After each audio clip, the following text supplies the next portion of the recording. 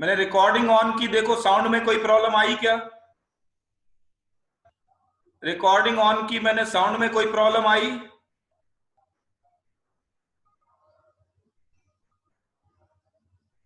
Okay, तो देखो Cu plus aqueous unstable है, Cu प्लस सॉलिड फेज में स्टेबल है, Cu सॉलिड फेज में स्टेबल है, Cu plus in complex is also stable.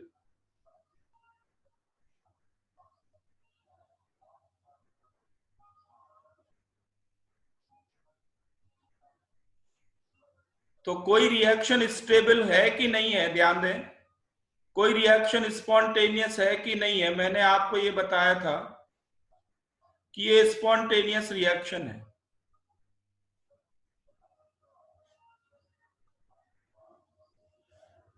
Spontaneous, why spontaneous?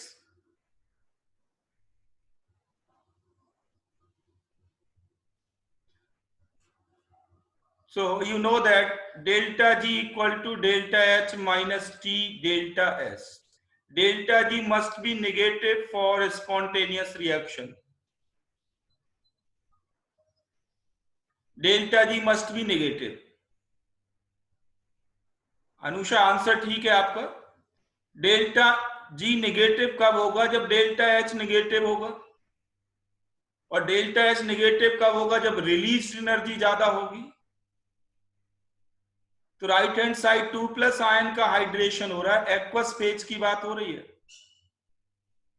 Right hand side 2 plus ion का hydrolysis hydration है, और left hand side plus, double charge है। ये नहीं देखना कि 1 यूनिट का डिफरेंस है, ये देखना डबल चार्ज है। तो हाइड्रेशन एनर्जी ज्यादा रिलीज हो, ज्यादा नेगेटिव एनर्जी हो, तो डेल्टा जी नेगेटिव बनेगा।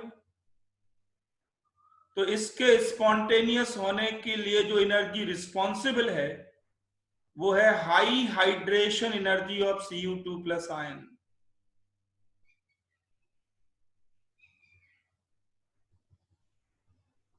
High hydration energy of Cu2 plus ion से नेट डेल्टा H नेगेटिव बनेगा, और डेल्टा H अगर हाई नेगेटिव बनेगा तो डेल्टा G नेगेटिव बनता है। तो Cu plus ion aqueous phase में नहीं मिलता, फिर कहां मिलता है? सॉलिड फेज में मिलता है, कॉम्प्लेक्सेस में भी मिलता है।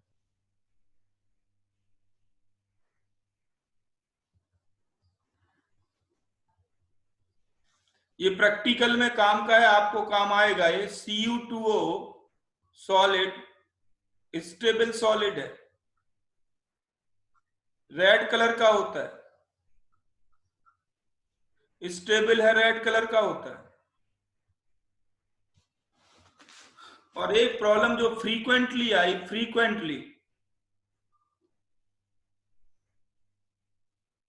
फ्रीक्वेंटली आने वाली प्रॉब्लम ये है कि KCN और CuSO4 आपने मिलाए, क्या मिलेगा आपको? Frequently asked problem.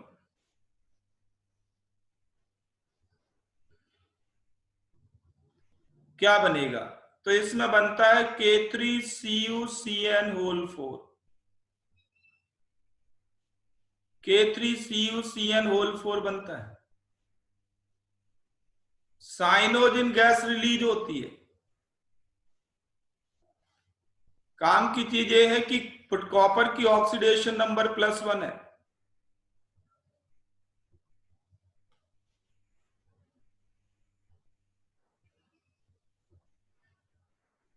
कॉपर की ऑक्सीडेशन नंबर +1 है। तो Cu+1 is stable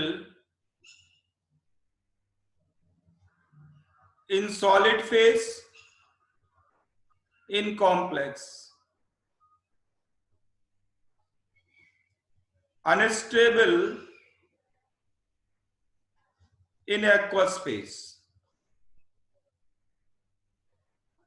unstable in aqueous phase. Clear और नॉट?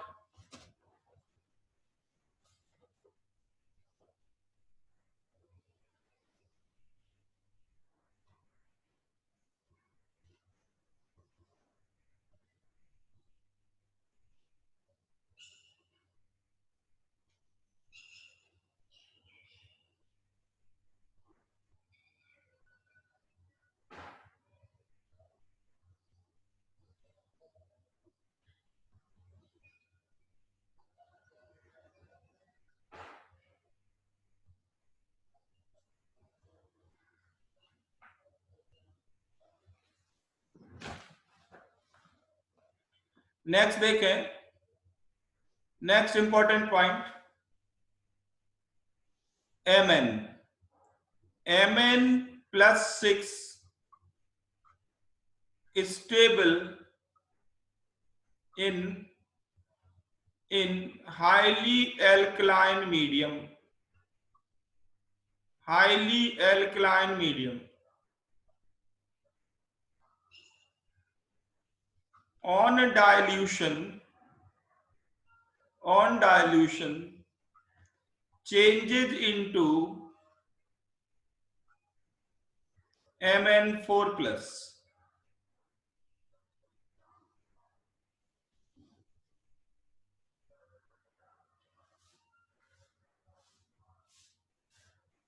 तो आपको मैंने बताया था लास्ट क्लास में कि अगर KMnO4 ऑक्सीडेंट की तरह काम कर रहा है इन स्ट्रॉन्ग एल्कलाइन मीडियम, अगर ये लिखा हो तो आप ये समझना कि ये Mn+6 में आया, ये मेंशन होगा स्ट्रॉन्ग एल्कलाइन।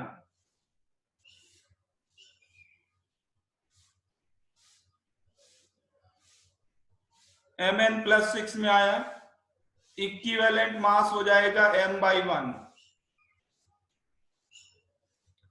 तो Mn+6 स्टेबल होगा only in strong alkaline medium. Practically होता क्या है, सॉल्वेंट अगर थोड़ा सा भी हुआ, थोड़ा सा भी वाटर आ गया, डाइल्यूशन हो गया, तो ये इमीडिएटली Mn+4 में आ जाएगा।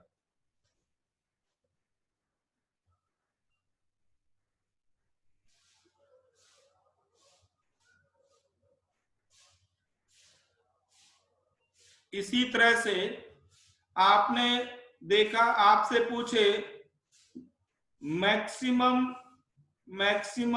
Oxidation number of iron possible,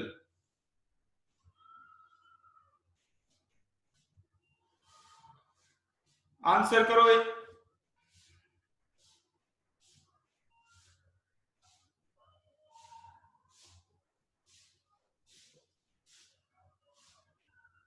maximum oxidation number of iron possible,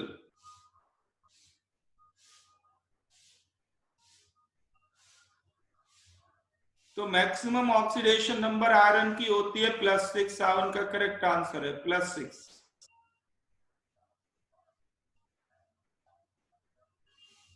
+6 कहां होती है, इन फेरेट्स, इन फेरेट्स।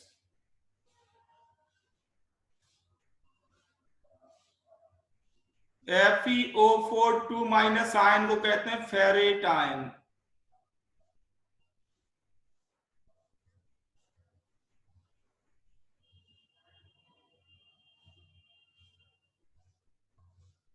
पर ये फेरेट अनस्टेबल है, they are stable in highly alkaline medium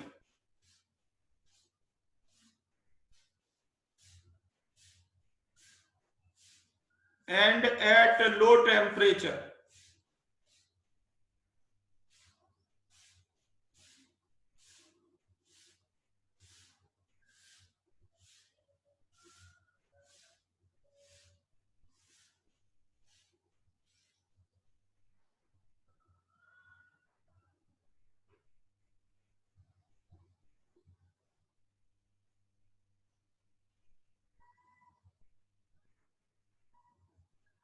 तो ये Iron+6 स्टेबल होगा conditionally, even at room temperature, even at room temperature,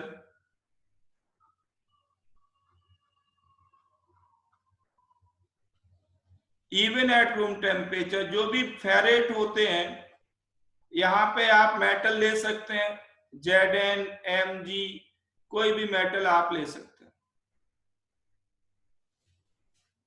इसकी बात नहीं कर रहा हूं मैं, ये कोई भी मेटल हो सकती है। इवन एट रूम टेम्परेचर ये ब्रेक होके Fe2O3 में आता है, Fe2O3 बनता है, O2 बन जाएगा, ZnO बनेगा। अगर आपके पास एक फेरेट है।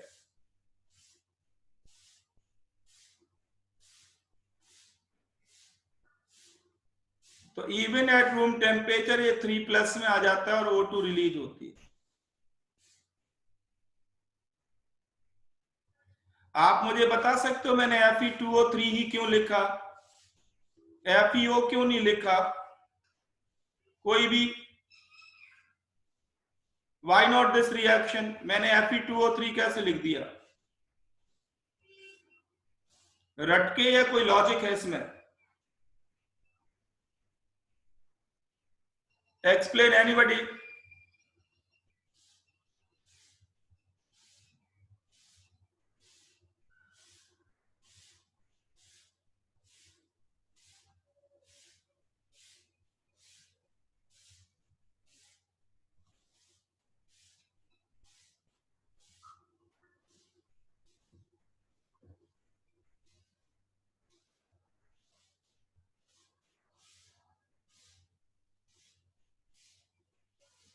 हाँ, कुनिक का करेक्ट आंसर है, कोशाग्र का भी करेक्ट आंसर है।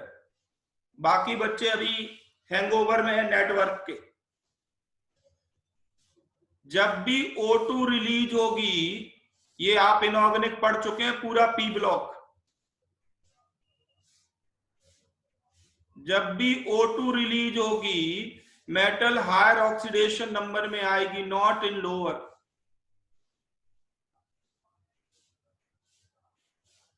Aryan good morning. Aryan Garg good morning.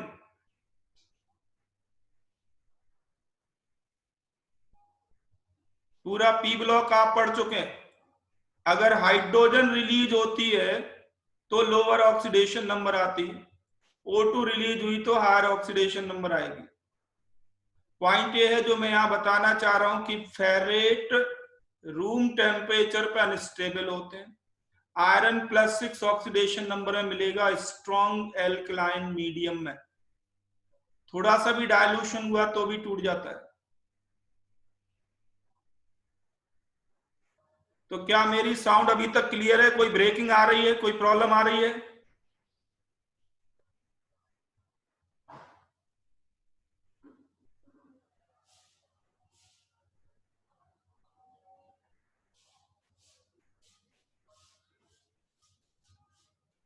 Okay, तो ऑक्सीडेशन नंबर की हम बात कर रहे हैं, आगे ध्यान दें।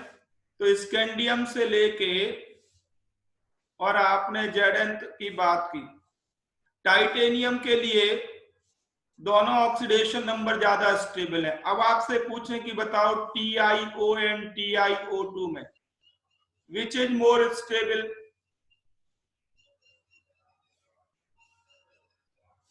विच is more stable?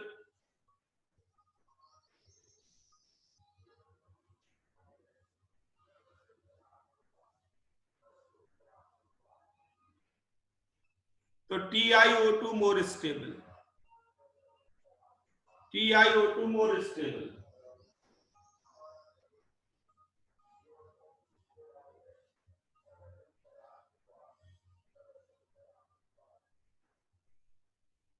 Next point है oxidation number of metals of D block. Oxidation number of metals of D block could be positive तो होती ही है, कुड बी 0 और नेगेटिव।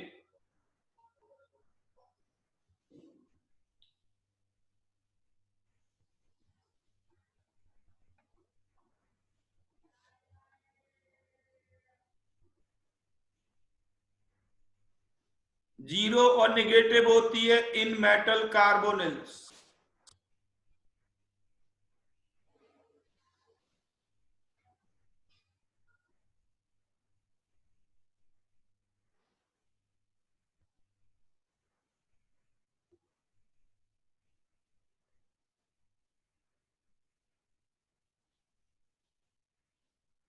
जीरो और नेगेटिव होती है मेटल कार्बोनिल्स में।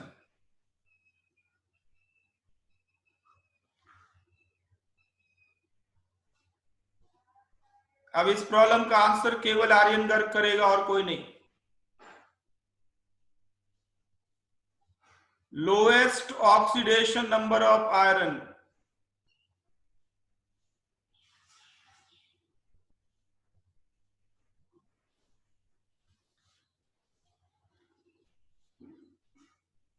जीरो। जीरो बिल्कुल ठीक आंसर है, जीरो पॉसिबल है। क्या +1 ऑक्सीडेशन नंबर पॉसिबल है आयरन की किसी में?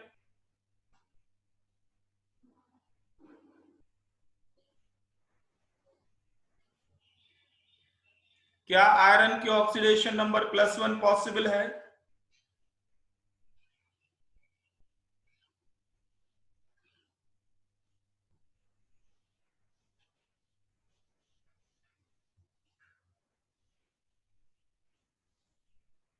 मेडिकल वाले बच्चे वो जरूर बोलें, यस और नो।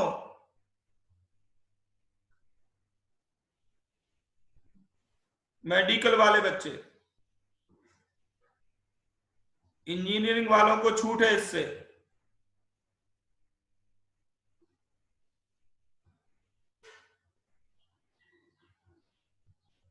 +1 पॉसिबल है तो कहां पे पॉसिबल है? Right the name of the compound.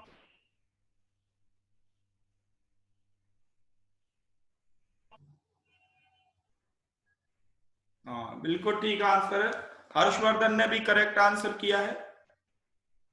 +1 possible है ब्राउन रिंग टेस्ट में, याद करें, ब्राउन रिंग टेस्ट। ये FeH2O5NO नाम के कॉम्प्लेक्स में।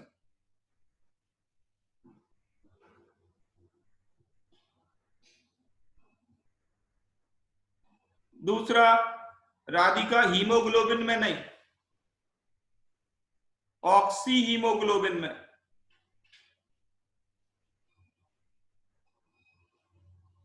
हीमोग्लोबिन में तो +2 होती है।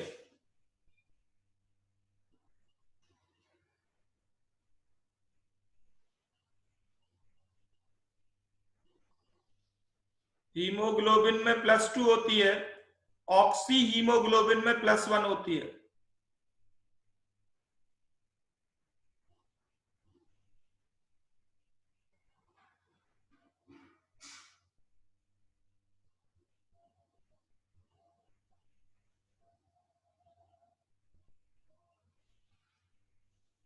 तो आयरन की +1 ऑक्सीडेशन नंबर भी पॉसिबल है, बट ये सर्टेन कंपाउंड्स में पॉसिबल है।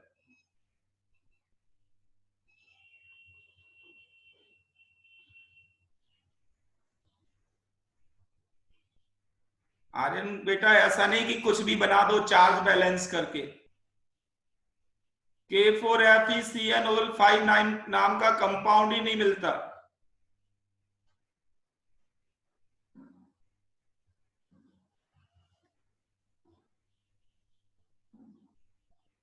ये जस्ट चार्ज बैलेंस नहीं करना है।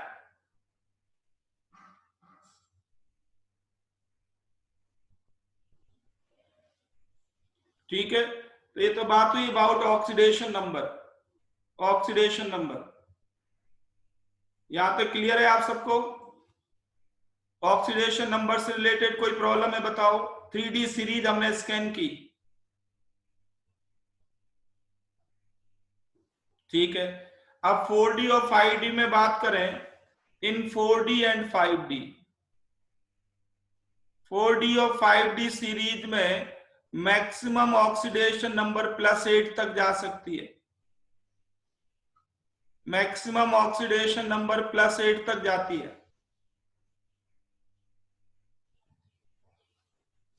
3D में +8 नहीं होती किसी की। एग्जाम्पल दे सकते हो आप?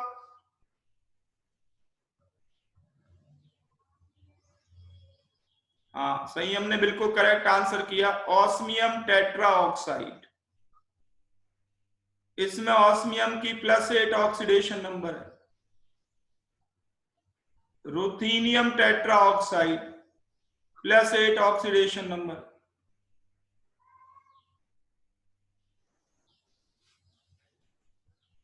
तो ध्यान दें, maximum oxidation number is achieved in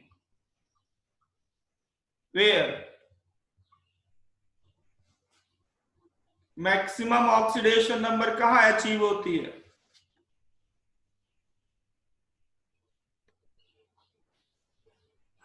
mainly in oxides and fluorides.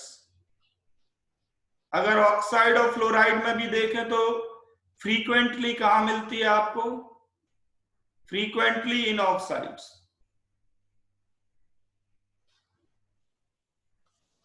Frequently in oxides.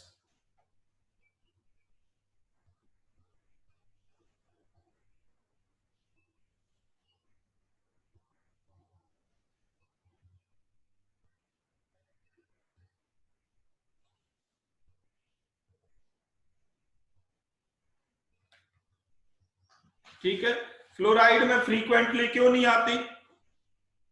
Fluoride में फ्रीक्वेंटली क्यों नहीं आती?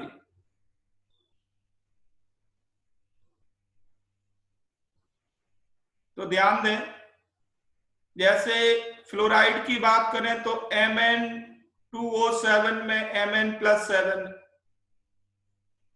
ये मिलता है,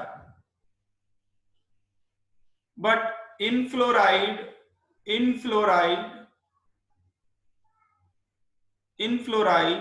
MnF4 ही होता है मैक्सिमम।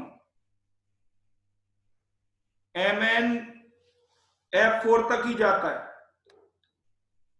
इससे आगे नहीं जाता।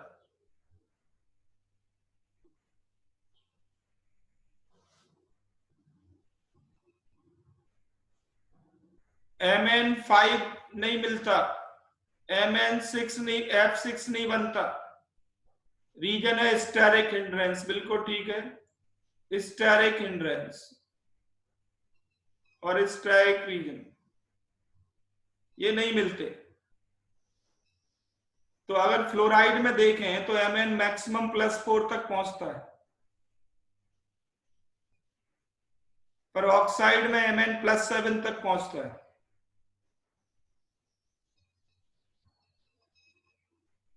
तो highest oxidation number frequently oxide में मिलती है, फ्रीक्वेंटली ऑक्साइड में मिलती है। ठीक है, तो ये तो बात हुई ऑक्सीडेशन नंबर की, ऑक्सीडेशन नंबर की। Next electrode potential.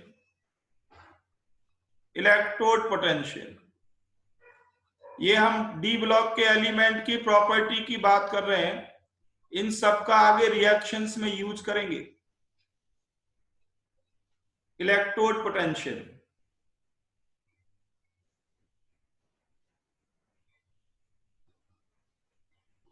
Electrode potential mainly आपको पढ़ना है जो पूरे डी ब्लॉक में मिलती है आपको, M2+ से M potential, M2+ to M means reduction potential, reduction potential. NCERT book open कर लें आप, एनसीईआरटी बुक ओपन करें और ये देखें फिगर 8.4, फिगर 8.4।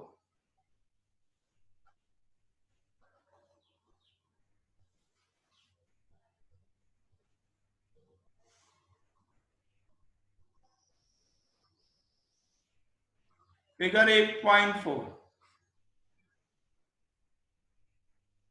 इस पे इलेक्ट्रोड पोटेंशियल और एटॉमिक नंबर या मेटल के बीच ग्राफ बना हुआ है, एक ग्राफ बना हुआ है।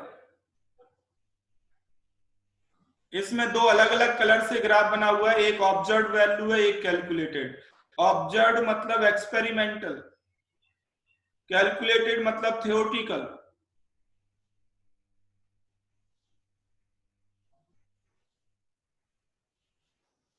Observed means experimental and calculated means theoretical।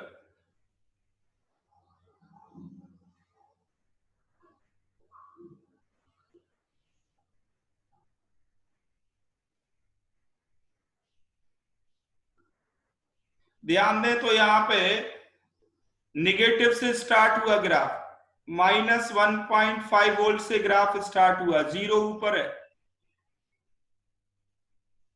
पहले तो ग्राफ पे ध्यान दें, जो बातें आपको नोट करनी है, जो क्वेश्चंस आपसे पूछे जाते हैं।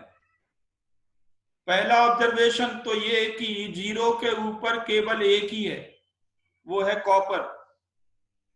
मींस केवल कॉपर आयन ऐसा है जिसका रिडक्शन पोटेंशियल पॉजिटिव होता है इन 3D सीरीज,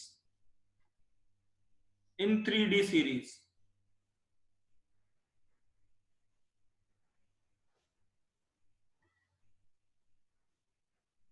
केवल कॉपर आयन ऐसा है जिसका रिडक्शन पोटेंशियल पॉजिटिव होता है। इसका मतलब ये है कि अगर कॉपर को आप H2SO4 में डाल दें डाइल्यूट, तो हाइड्रोजन गैस नहीं आएगी, नो हाइड्रोजन। बाकी 3D किसी भी मेटल को डाल दें, 3D किसी भी मेटल को डाल दें, जैसे आयरन डाल दिया आपने डाइल्यूट H2SO4 में, बताओ क्या बनेगा? प्रोडक्ट बता सकते हो? आयरन को डाइल्यूट H2SO4 में ऐड करें, क्या मिलेगा बोलो?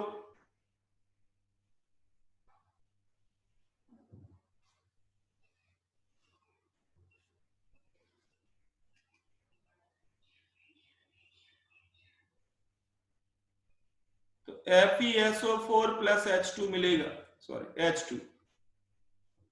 फेरिक क्यों नहीं मिला? फेरस सल्फेट क्यों मिला? Why not ferric sulphate? Why not ferric sulphate? Aryan बोलेगा और कोई नहीं।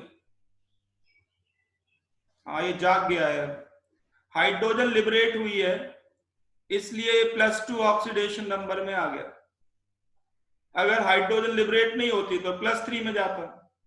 चलो ये अलग बात है। मैं यहां ये कह रहा हूं कि डाइल्यूट एसिड में कॉपर के एडिशन से हाइड्रोजन गैस नहीं आएगी, केवल कॉपर इन 3D सीरीज, ओनली कॉपर इन 3D सीरीज। ये ग्राफ से पता लग रहा है साफ साफ, क्योंकि कॉपर का जो ऑक्सीडेशन पोटेंशियल बनेगा वो निगेटिव होगा।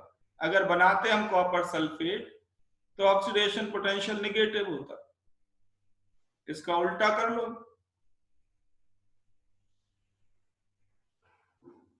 और नेगेटिव पोटेंशियल मतलब नॉन स्पॉन्टेनियस, ये रिएक्शन नॉन स्पॉन्टेनियस होती है, क्योंकि हाइड्रोजन का तो रिडक्शन पोटेंशियल 0 होता है।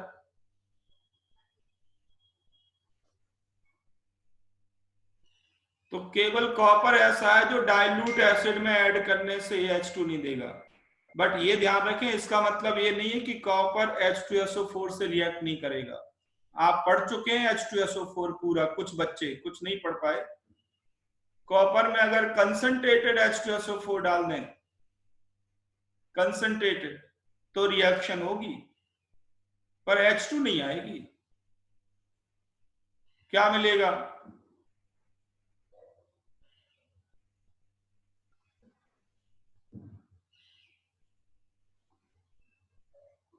आपको मालूम है कि कंसंट्रेटेड H2SO4 ऑक्सीडेंट की तरह काम करता है। इससे बनेगा copper sulphate and SO2 gas. SO2 gas liberate होगी।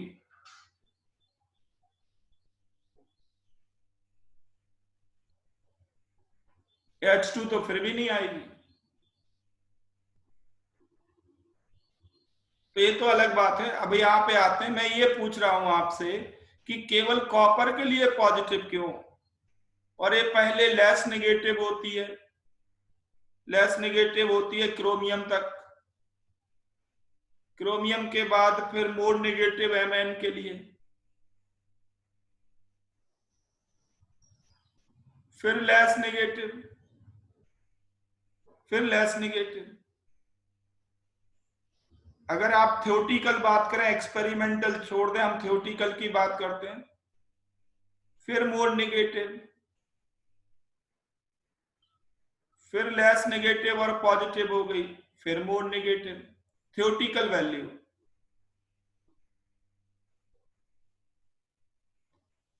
पॉइंट ये है, आपसे जो एक्सप्लेनेशन चाहिए वो ये कि कॉपर के लिए पॉजिटिव वैल्यू क्यों, ओनली फॉर कॉपर, बाकी सबके लिए नेगेटिव क्यों। एक तो ये है, पहले मोटी मोटी बात को सोचें।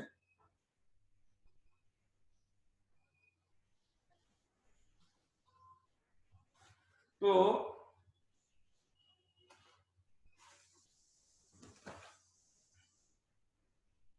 लो hydration energy of copper, copper ion hydrolysis होता है, नंबर वन।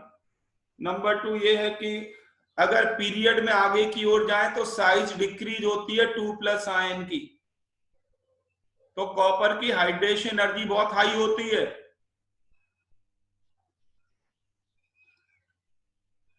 कॉपर की हाइड्रेशन एनर्जी हाई होती है।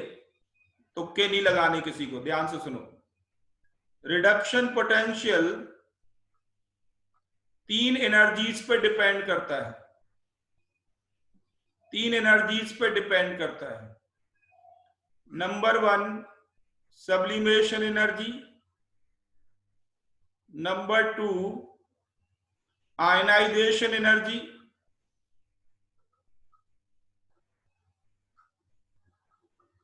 Number three hydration energy.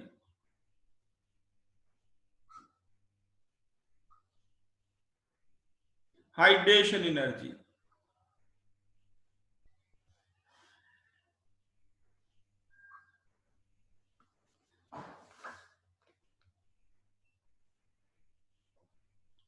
इन तीनों प्रोसेसेस को ऐड कर दें तो ये होता है ऑक्सीडेशन पोटेंशियल। इन तीनों को ऐड कर दें तो ये बनता है ऑक्सीडेशन पोटेंशियल। हमें ये बताना है कि ये ऑक्सीडेशन पोटेंशियल नेगेटिव क्यों है, या उल्टा कहें रिडक्शन पोटेंशियल पॉजिटिव क्यों है। बात तो एक ही है।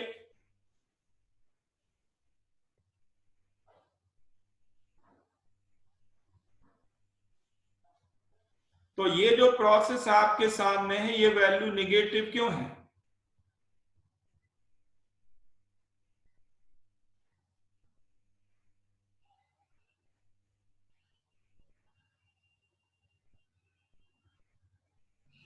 हाइड्रेशन एनर्जी हाई है इसलिए, हाइड्रेशन एनर्जी लो है इसलिए। और सारे काम की चीज को तो बोल ही नहीं रहे, सब उल्टा बोल रहे हैं। हाँ, हर्षवर्धन ने थोड़ा बोला पर अभी भी सटीक बात नहीं की, अभी भी थोड़ा अधूरा है। थोड़ा ठीक हर्षवर्धन सोच रहा है पर अभी भी पूरी तरह से बात ठीक नहीं है।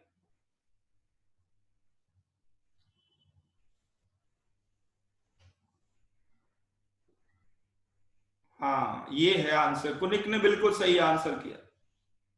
देखो इस प्रोसेस के लिए डेल्टा जी नॉट पॉजिटिव है। कैसे पता पॉजिटिव है, डेल्टा जी नॉट पॉजिटिव है ये कैसे मालूम,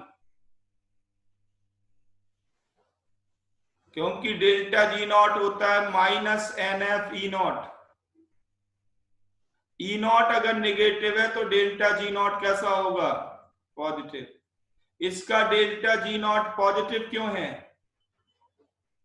डेल्टा जी नॉट पॉजिटिव तब होगा जब डेल्टा एच नॉट पॉजिटिव होगा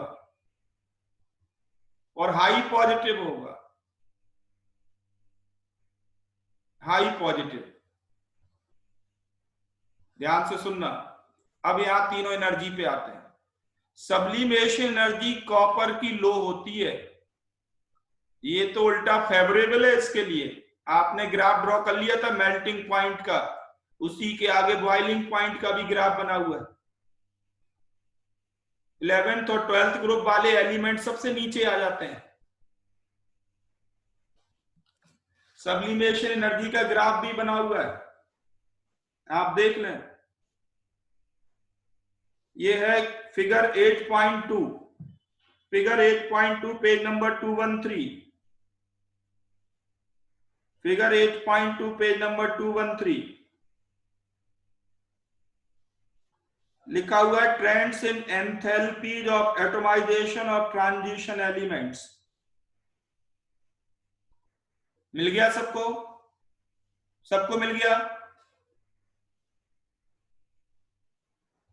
आप देख लें 11th और 12th ग्रुप तक, तब आप जब आप पहुंचेंगे तो बिल्कुल बॉटम पे पहुंच जाएंगे।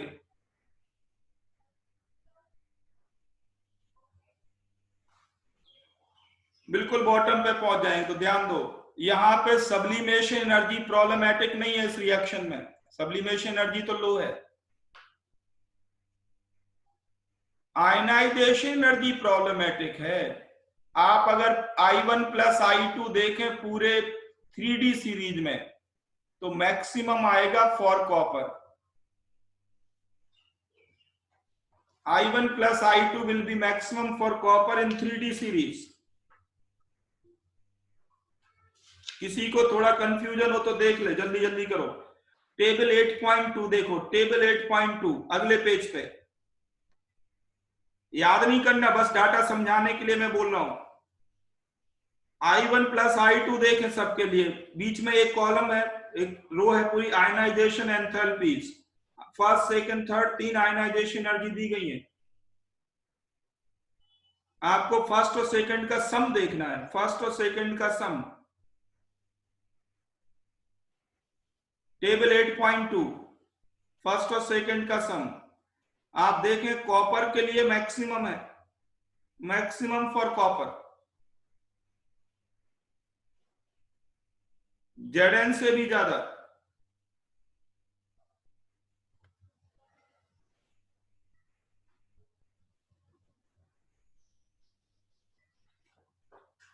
तो यहां प्रॉब्लम सब्लिमेशन एनर्जी में नहीं है, प्रॉब्लम है आयनाइजेशन एनर्जी में। ये वैल्यू इतनी ज्यादा होती है, ये सपोर्टिंग है, इसमें ऐड होगी नो डाउट, क्योंकि ये भी पॉजिटिव है, ये भी पॉजिटिव है, ये भी सप्लाई करनी है और ये भी सप्लाई करनी है।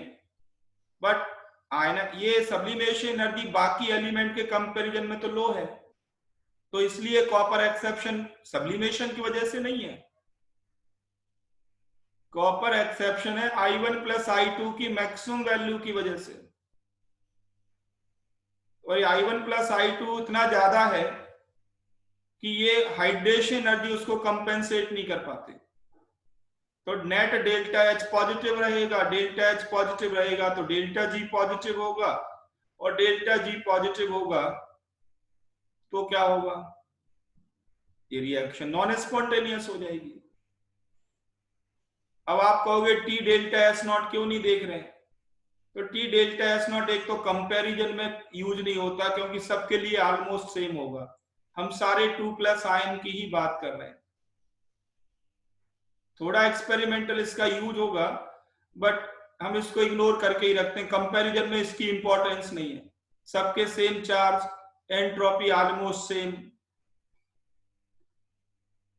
तो कंपैरिजन में टी डेल्टा एस का यूज नहीं है।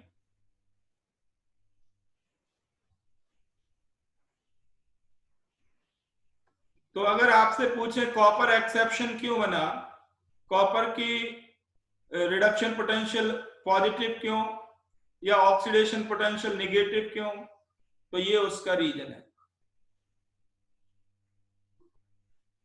I1 plus I2 sum of ionization energy are not ionization energy but sum of ionization energy.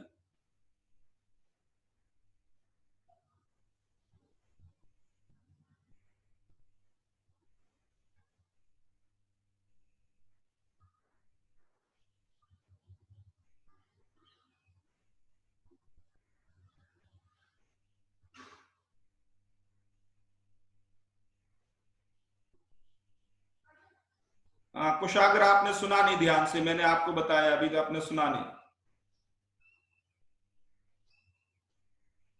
आपने पूरी बात ध्यान से सुनी नहीं। लास्ट क्लास में मैंने आपको बताया था शायद थोड़ी हिस्ट्री के बारे में कि हमारी कंट्री में Zn जिंक 15th सेंचुरी तक बनता था, हम Zn एक्सट्रैक्ट करते थे। No other country in the world till 15th century, no other country in the world till 15th century knew about the extraction of Zn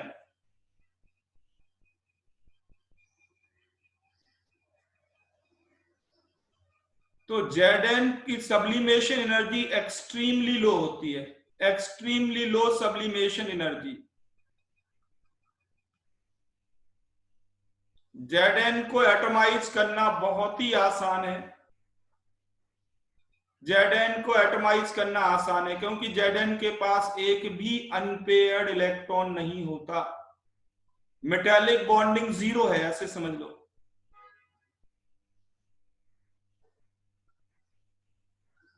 Zn, cadmium, mercury, ये Zn बहुत ही soft है, easily sublime होता है, vapour में जाता है। Mercury तो room temperature पे ही लिक्विड होता है, तो वेरी लो सब्लिमेशन एनर्जी।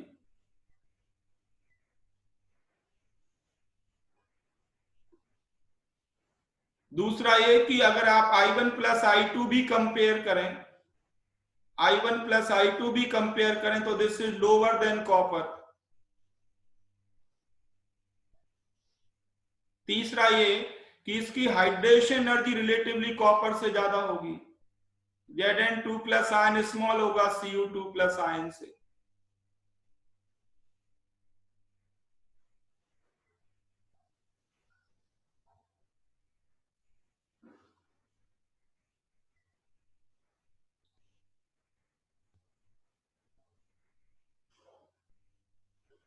तो डाटा हम याद नहीं कर सकते, डाटा याद नहीं कर सकते, ग्राफ का एक्सप्लेनेशन आपको समझना है।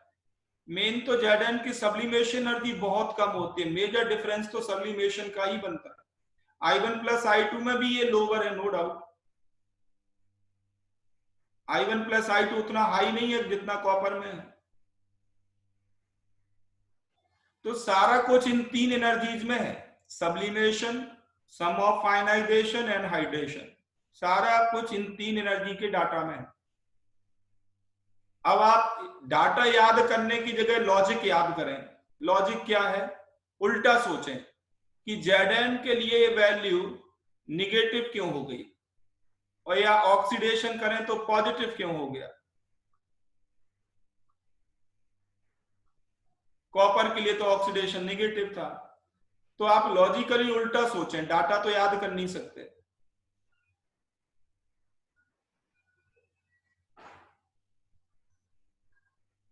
पोशाक समझ में आ रहा मैं क्या कहना चाह रहा हूं? केमिस्ट्री में कभी भी माइक्रोस्कोपिक लेवल पे नहीं जाते, ध्यान रखना। अगर माइक्रोस्कोपिक लेवल पे गए तो आप केमिस्ट्री नहीं पढ़ पाएंगे। मैं समझ गया आप क्या सोच रहे हैं।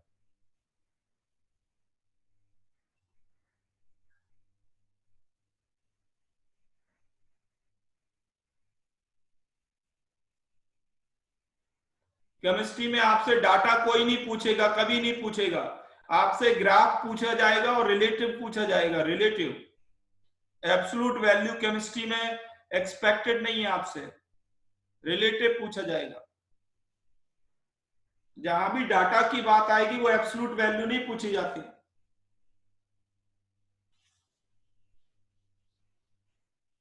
तो आपको अगर एक्सप्लेन करना है इस ग्राफ को, तो एक चेंज आया क्रोमियम से Mn में, क्रोमियम से Mn में। तो देखो, titanium, vanadium, chromium, I1 plus I2 बढ़ रहा है। क्रोमियम से Mn पे गए तो क्या हुआ? Chromium to Mn। आप I1 प्लस I2 कंपेयर करके देख लें, मिल जाएगा आपको। और टेबल के बगल में जो है पूरा पैराग्राफ लिखा है, इसको भी अब आप पढ़ें। पूरे पैराग्राफ को पढ़ेंगे आपके दिमाग में कहानी घूम जाएगी। तो ये तो बात हुई उसकी इलेक्ट्रोड पोटेंशियल की। ठीक है, अभी मैं मीटिंग एंड कर रहा हूं क्योंकि दूसरे बैच की टाइम ही रखी थी मैंने 8:30।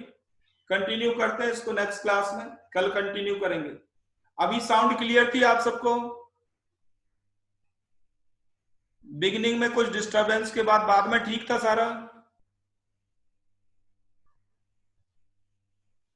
चलो ओके, फिर भी इससे बेटर सॉल्यूशन कोशिश करूंगा मैं कि अगर कोई आ गया तो नेट चेंज कर देंगे, कोई बात नहीं। करते हैं नेक्स्ट क्लास में, कल कंटिन्यू करते हैं।